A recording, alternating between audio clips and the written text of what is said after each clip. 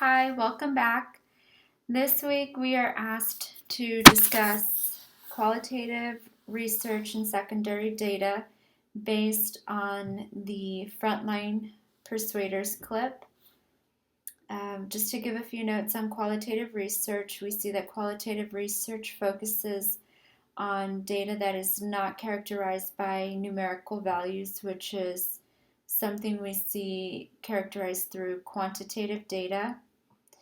Rather, qualitative data is exploratory, it's more free-form, it's more intimate. A lot of times the researcher is involved or immersed with the participants or with the culture that they are working with. And we see that common qualitative research tools include observations, conversations, word association or sentence completion, and various forms of interviews. In the clip with Dr. Rapai, we see that he himself utilizes several of these tools.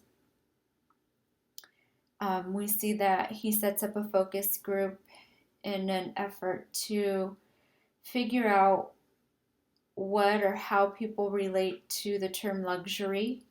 He wants to get into the deeper cortex or the reptilian focus of what the term luxury means. In the span of the focus group, we see that Dr. Rapai is interacting with the participants. He's observing them. He is watching their nonverbal communication when he asks questions. He's looking at their facial expressions, their body language, eye activity, gestures, their response to personal space. And we see this during the last segment of the focus group where he removes all of the chairs from the room and participants are asked to just lay on the floor. And we also see that he looks at the participants' verbal cues. We see this also in the beginning clip with the two participants in regards to the white bread. And we see their reaction in terms of response latencies, things like that. Paying attention to the word association responses.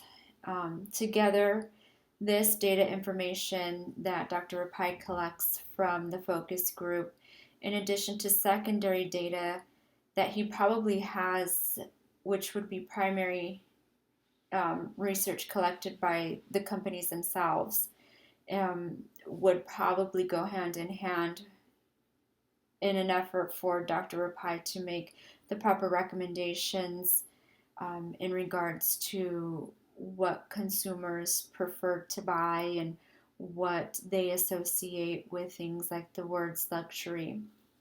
So together those two things would help Dr. Rapai or anybody in a similar position make an informed decision in what recommendations to be made.